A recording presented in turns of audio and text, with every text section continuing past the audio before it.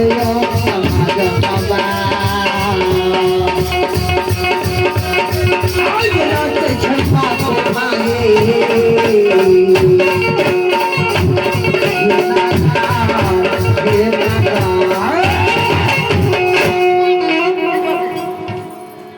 बाबूजी अंतिम बात यार मक्कापुर नगरी में दौना फूलबाग में एक से एक भर काम करे रहे धर्मराज बाबा बजरंग बली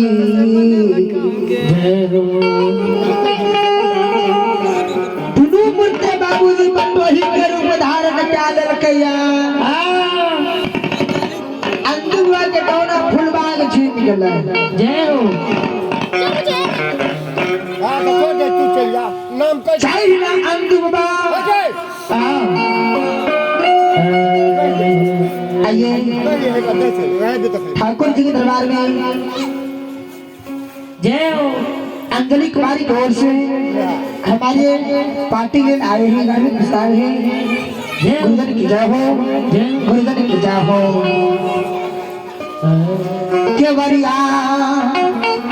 हो न हो बाबा केवरिया हो न हो बाबा दुआरा पे यही नस्बत हो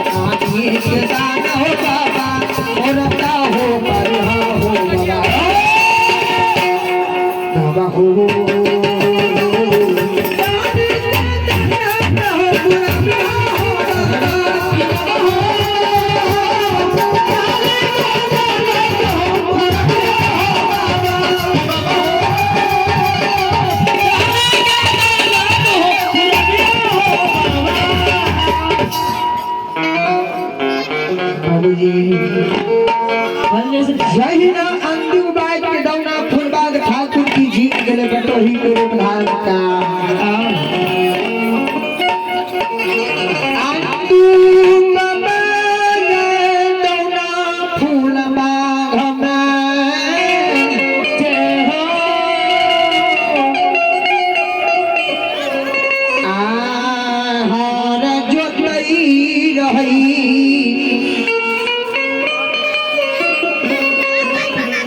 एक से एक बार